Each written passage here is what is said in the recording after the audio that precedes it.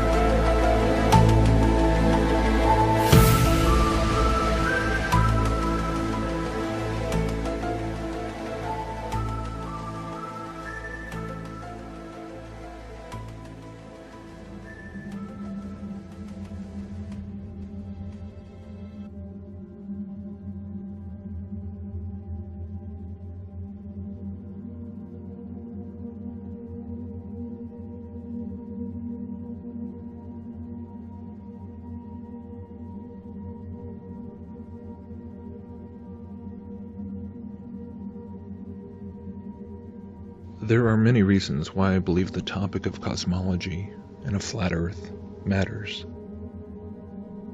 It destroys the false theory of evolution. It points people to a creator. It reveals that the Bible is literally true in a sense that, honestly, most if not all of us did not previously realize. But beyond all this, the revelation and rediscovery of the original biblical cosmology in current times, these last days, serves another very interesting purpose, I believe. A very poignant and powerful eschatological purpose. Because unlike virtually all other modern attempts to defend creationism, debunk evolution, or expose the satanic deceptions of this fallen worldly system, the difference here is that it takes you all the way back to square one. All the way back to questioning practically everything you were taught in your government-backed education. Questioning everything you grew up being programmed to believe through the television. Questioning almost everything you thought you knew about the cosmos and the history of mankind.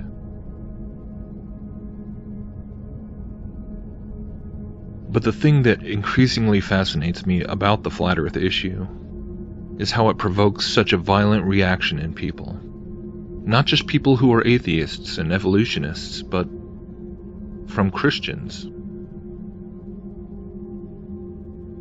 And not just any Christians, but even Christians who specialize in teaching on eschatology and researching Bible prophecy.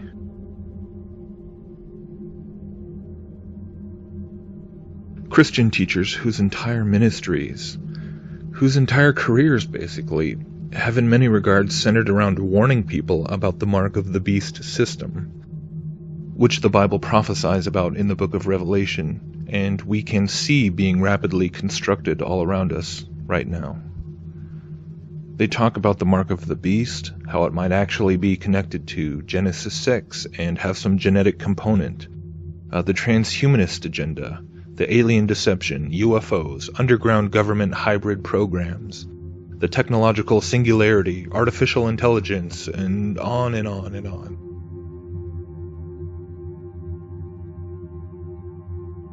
But at the end of the day, no matter how compelling much of this research and its possible connections to the coming beast system might be, the ultimate takeaway is still the same. The practical implications for us are still incredibly simple and unchanging.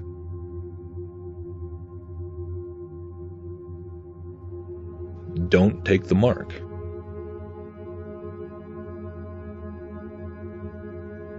Even Christians who were living in the first century, the days of the early church, who read those words shortly after John the Revelator penned them, they were able to comprehend that much, despite how far in the future the fulfillment of those words might still have been. But this is what is so strange. so incomprehensible when it comes to so many of our alleged watchmen on the wall today, these harbingers of prophetic fulfillment in these final perilous days. They write books and make DVDs and give lectures talking about almost every conceivable conspiratorial topic, from pyramids on Mars to the Hollow Earth to the Pope's statements about aliens, trying to decipher it all through the lens of Bible prophecy. But when it comes to the idea that the Earth could be flat, stationary, and enclosed within a firmament, just as the Bible describes, and as they all admit the ancient Hebrew authors of the Bible all believed, suddenly that topic is crazy, considered pure madness, declared as unscientific, and written off as foolishness.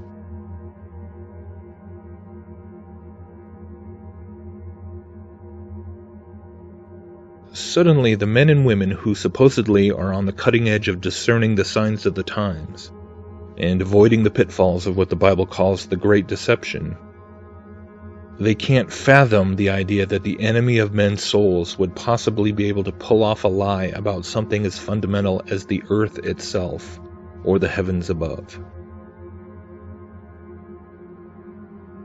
Suddenly we see them resorting to the same mockery that atheists aim at creationism. We see them appealing to the wisdom of this fallen and deceived world to try and justify themselves.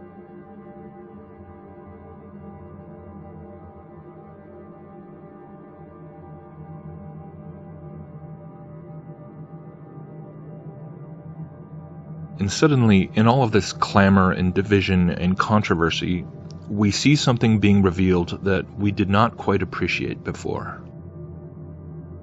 We start to see just how deep this idolatrous relationship goes between the modern Christian church and the satanic systems of this world.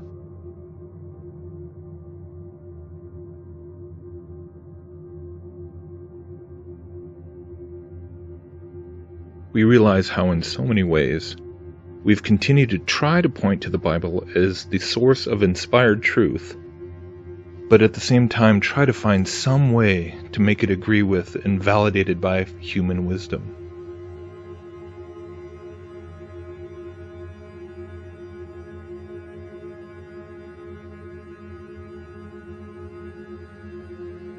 And just like touching a raw, exposed nerve, the flat earth controversy cuts deep at this idolatry and pokes it right at its most sensitive point.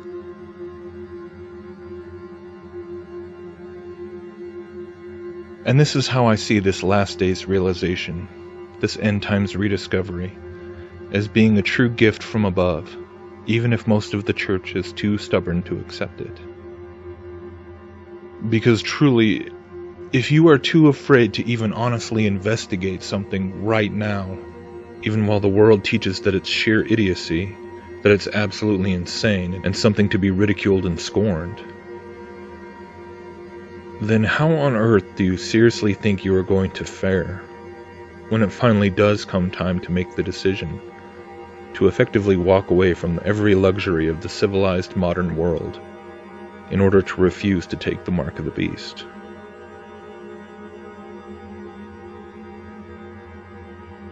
What good will all your research about transhumanism and microchips and genetic hybrids and everything else be if you can't even handle being ridiculed for believing the Bible over the opinions of men?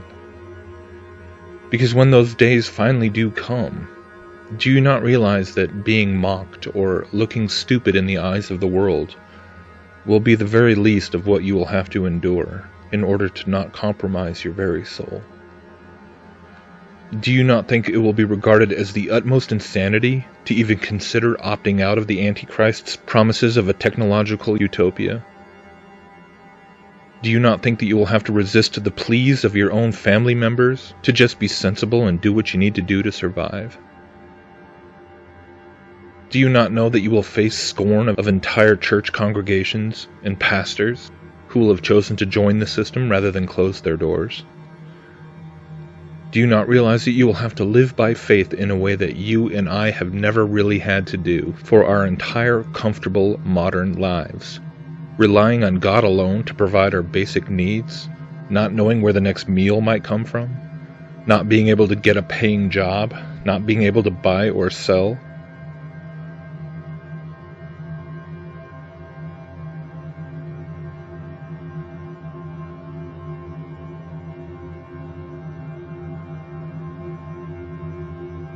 Do you not understand that most of the people you know will think you are absolutely mad, that you've turned into some fundamentalist religious quack, if you actually leave all the conveniences of modern living behind, simply because you won't just take some little mark?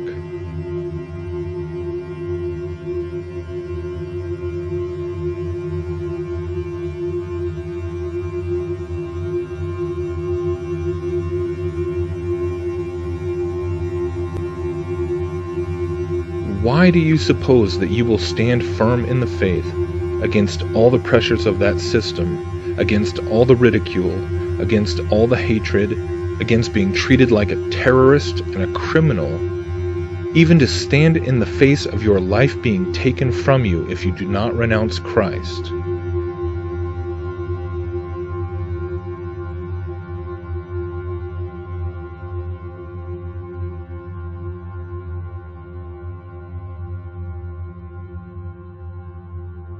If already, right now, you are too afraid of looking stupid.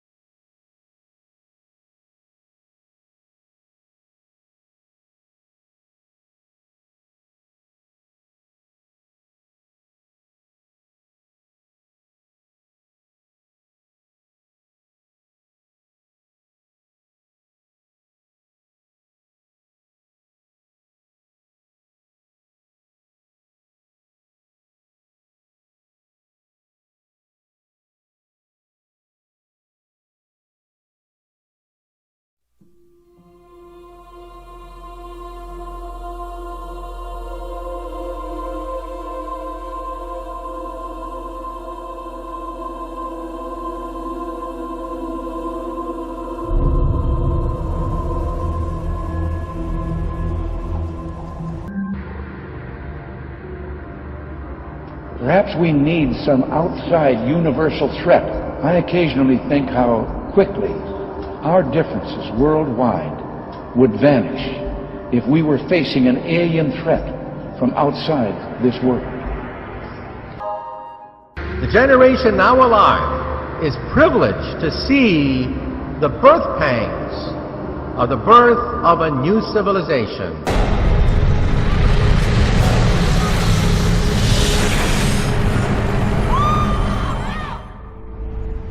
Don't be frightened.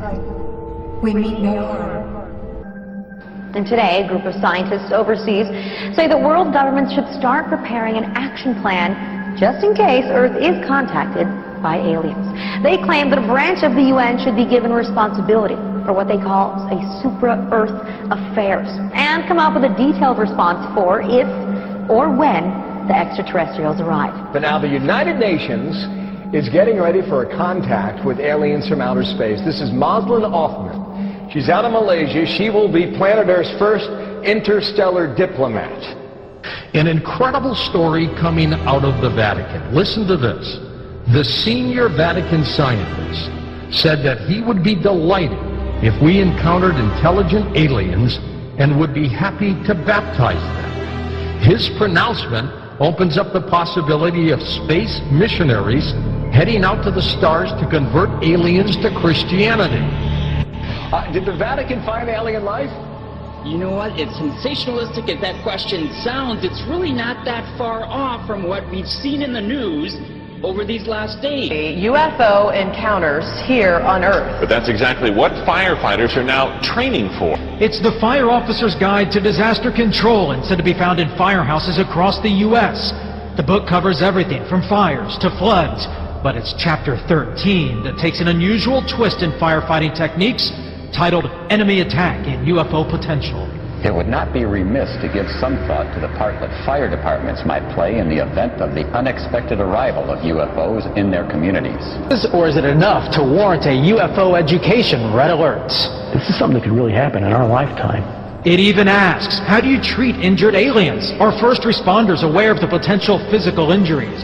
This is a real phenomena that we should deal with. We should deal with seriously. Sometime later this year or next year, we expect them to announce, astronomers will announce that we found it, the Holy Grail. I think it's premature for us to announce our presence in outer space until we know their intention. Scientists say that they examined all aspects of the search for alien life, from astronomy, biology, to the political and religious fallout that would result from alien contact. And the report also said that evolution on alien worlds is likely to be Darwinian, which may mean that extraterrestrials share our tendencies for violence and exploitation. So basically, when they arrive on Earth, they're probably going to be mean. I'm not kidding. One of the scientists actually said, prepare for the worst. Out today, from science fiction to science fear, news buzz among some scientists that if aliens do exist, that they're mostly nasty, resource-consuming locusts that would stop at nothing to take what they want and destroy anyone in their way. If intelligent aliens exist, they will look just like us. And given our far from glorious history, this should give us pause for thought. So are they coming to enslave us all? And does this mean we have to change our definition of ET from extraterrestrial to evil and terrifying?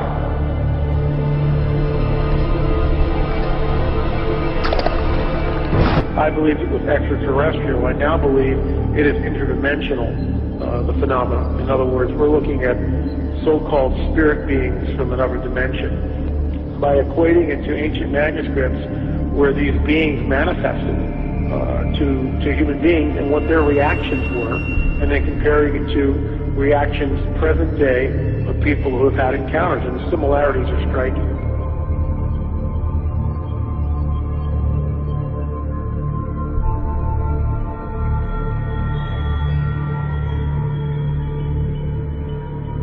Now, the report also says that if ETs do come from an Earth-like world, they could resemble us. They might have similar biological molecules.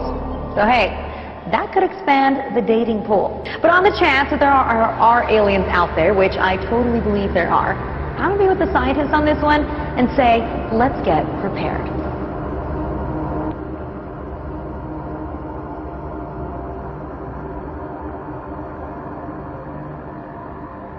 What is that on screen? No astronomer has seen this before. Scientists say they're clueless about what it might be.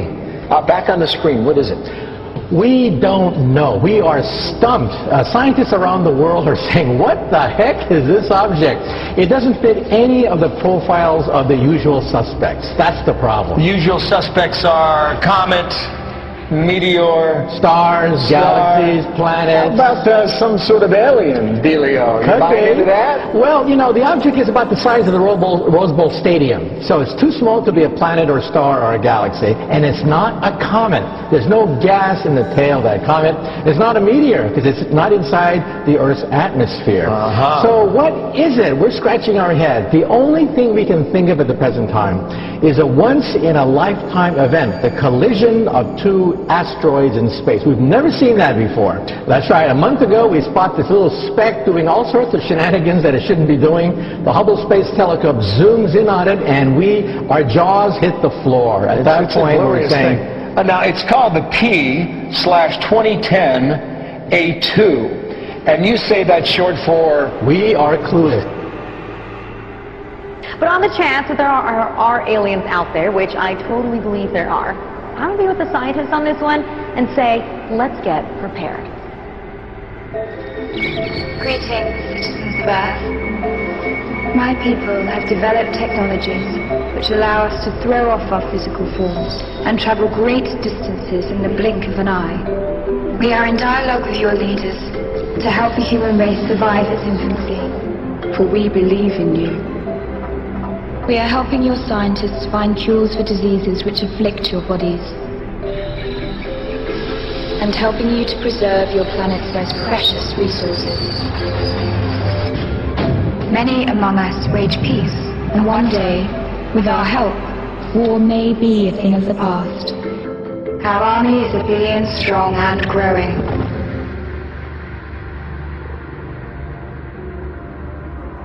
We will bring you a cure for many known diseases. We will provide technology that will change the way you live. We will bring peace to every nation on your planet. We are the visitors. We are of peace, always.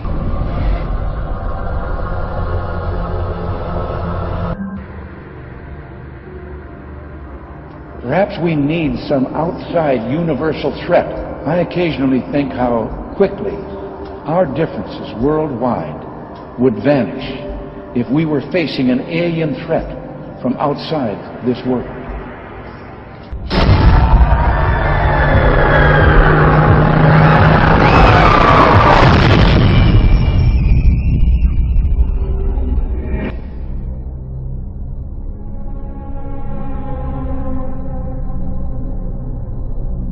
And we are going to come up against the limits of our own mortality in a way we never could before.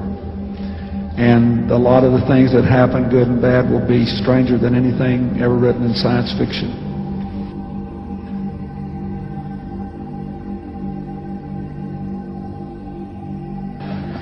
I believe that now that we know there are not hundreds, not millions, but billions of other solar systems out there, thanks to the Hubble telescope and what we know about black holes in the universe and all of that, the dimensions of physics are such that I would be quite surprised if in the lifetime of people that are no older than 30 here, we don't discover some form of life in another universe. So I think there are lots of interesting discoveries, biological, on Earth, and other discoveries in the heavens that those of you who are younger will get to see unfold. You'll have all kind of problems with them, but on balance it'll be a plus. And it'll make life much more interesting. Could you believe there are videos now of probably angels in the sky?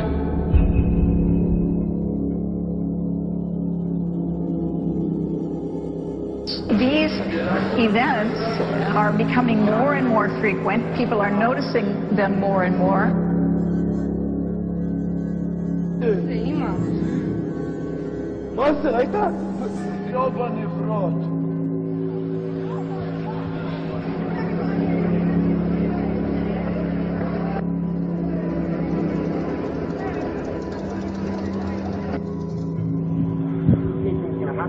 Okay, this is more close up.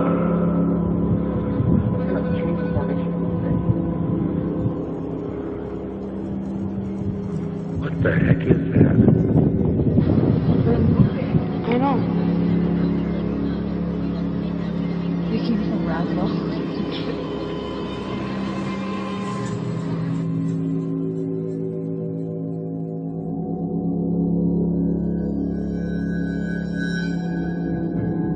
The generation now alive is privileged to see the birth pangs of the birth of a new civilization.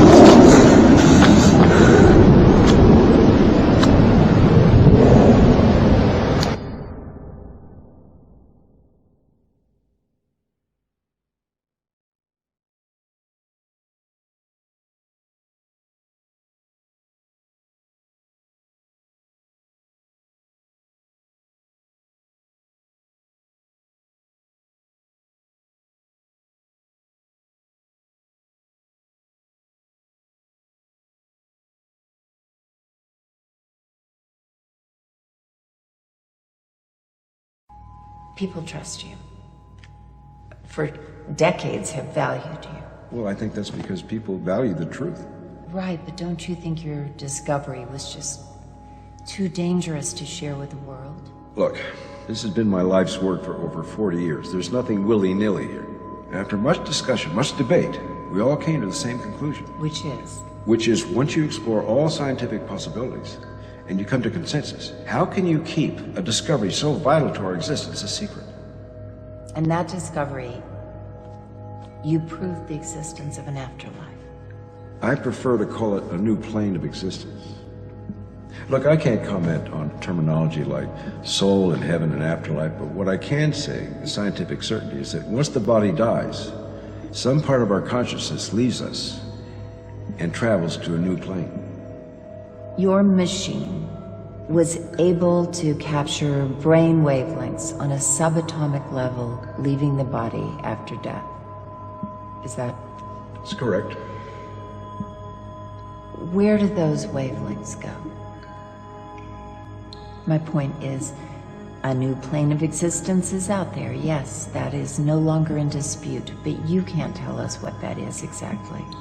When you see a train leave the station, do you need to know where it's going to understand that you just saw it leave? It's a tough pill to swallow. At one point, so was the Earth being round.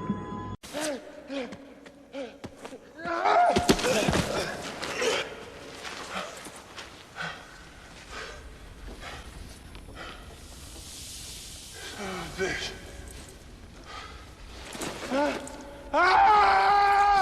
That's right! That's right!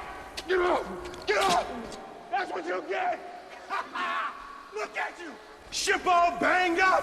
Who's the man? Huh? Who's the man? Wait till I get another plane! I'm lining all your friends up right beside you! Where you at, huh? Huh? Where you at?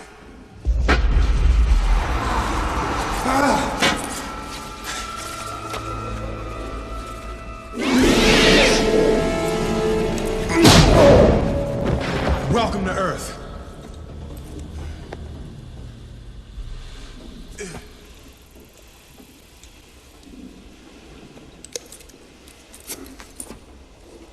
That's what I call a close encounter.